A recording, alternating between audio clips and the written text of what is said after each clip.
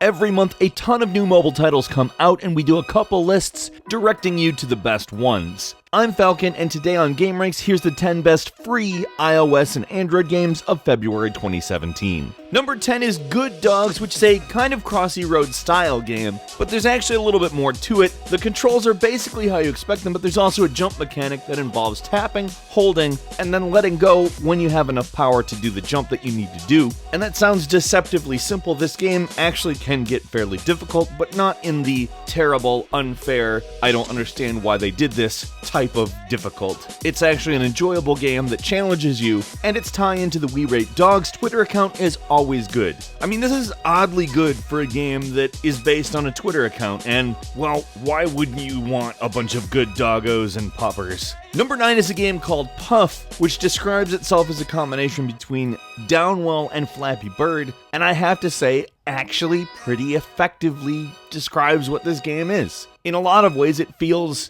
very similar to Downwell in controls, but then the jumping mechanic can only be described as Flappy Bird-like. Basically, you get shot out of a pipe, have to shoot at things that are coming at you, and progress through various screens. It has the same kind of progressive difficulty and power-ups that Downwell has, but also manages to have that hugely frustrating aspect to it of Flappy Bird. And I have to say the controls take a little bit of getting used to. Your jumping is done on the left, your navigation is done on the right, which is the exact opposite of every game you've ever played. But once you get used to it, this game's actually incredibly fun. Trust me on this one. Number 8 is Tappy Cat, which is a rhythm game that revolves around a bubble mechanic.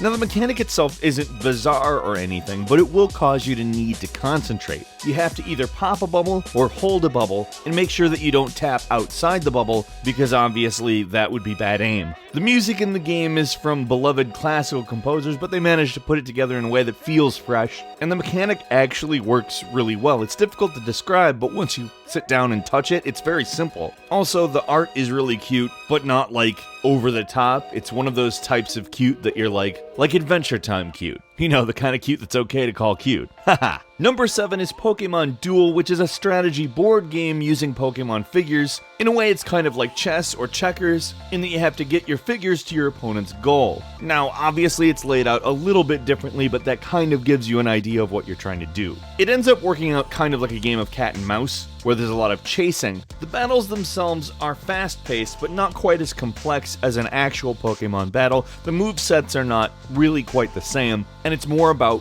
what figures you have, where you send them, and who they end up against. It's all very strategy-oriented and ends up balancing itself out very well. Really just nails the whole concept.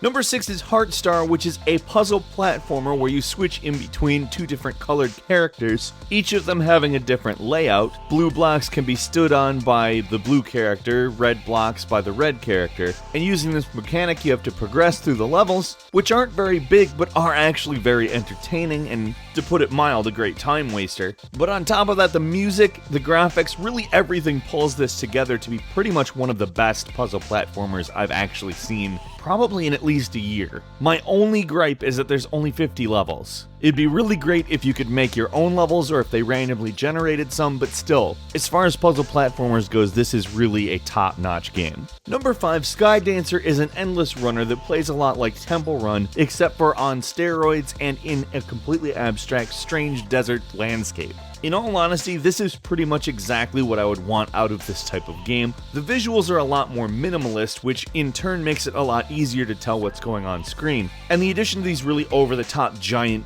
leaps of faith does enough to differentiate from other games in the genre and creates a unique selling point. This is also one of those games where the animation in it does just as much to immerse you in the game as the gameplay, and it's a definite must-try. Number 4 is Ninja Spinki Challenges, and it's a collaboration between the Flappy Bird creator Dong Mugen and Obokaidom, which is the studio behind Green the Planet. The game is a collection of 6 different mini-games, essentially, and work out as a few various different little concepts that kind of could be their own game, but they're part of a bigger collection of games. Just as Flappy Bird had very simple mechanics, pretty much all of these work in that same way. There's set challenges as well as an endless mode for each of the challenges, and really the thing that makes them all shine so well is that their controls are literally perfect. This game has got really, really tight controls in all 6 of its different minigames, and considering how unbelievably difficult Flappy Bird could be, that's good to know. Essentially, these games do the same thing as Flappy Bird, in which they make you think that there's a simple little obstacle course mechanic,